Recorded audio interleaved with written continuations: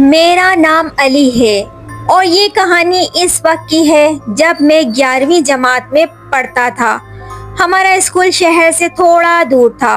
एक पुरानी इमारत थी। स्कूल की एक नई लाइब्रेरी बन रही थी और हम कुछ दोस्तों ने रात को वहाँ एक छोटी सी पार्टी करने का इरादा किया। हमें रात के वक्त अंदर घुसने का तरीका मालूम था। जब रात के 11 बजे थे और हम चारों दोस्त दीवार फलांग कर अंदर दाखिल हो गए।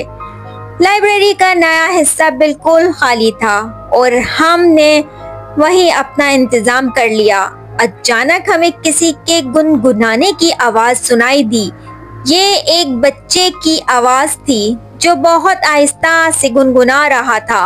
हमें लगा कि शायद किसी चौकीदार का बच्चा है, लेकिन आवाज लाइब्रेरी के खाली हिस्से से आ रही थी जहां कोई भी नहीं था। हमें थोड़ा सा डर लगा, लेकिन हमने एक दूसरे को तसल्ली दी और वहीं बैठे रहे। कुछ देर के बाद हमें एक गेंद के उछलने की आवाज सुनाई दी, जैसे कोई बच्चा खेल रहा हो। हम चारों ने एक दूसरे की तरफ देखा और फौरन टॉर्च की रोशनी में आवाज की तरफ बढ़ाई। रोशनी में देखा तो कोई भी नजर नहीं आया, लेकिन फर्श पर एक छोटी सी प्लास्टिक की गेंद पड़ी थी। हमने हैरत से एक दूसरे को देखा। फिर एक दोस्त ने डरते डरते वो गेंद उठाई। जैसे ही इसने इसे हाथ लगाया, जोरदार कहके की आवाज सुनाई दी।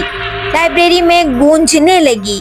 कहके की आवाज गूंजती रही और हम में से एक ने चीख मारकर गेंद नीचे फेंक दी। एक कमरे का दरवाजा खुद ब खुद खुला और अंदर से एक छोटी सी लड़की का साया नमूदार हुआ, जिसकी आंखें स्याह गहरे सुराख जैसी लग रही थी। इसने हमें देखकर एक अजीब सी मुस्कुराहट दी और फिर गायब हो गई। हम सब खौफ से कांप रहे थे और फौरन वहां से भागने की कोशिश की। स्कूल के मेन गेट की तरफ जाते हुए हमें सीढ़ियों के पास एक छोटी बच्ची की गुड़िया नजर आई। गुड़िया की आंखें हमारी तरफ थीं और इसका सर हल्के से हिल रहा था। इसके होंठ खुले हुए थे, जैसे वो कुछ कहना चाहती हो। हम वहाँ एक लम्हा भी नहीं रुके और जैसे तैसे दीवार फलांग कर बाहर निकल गए।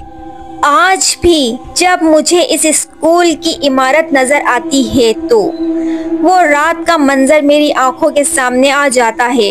इसके बाद हमने कभी किसी स्कूल में रात गुजारने का नहीं सोचा।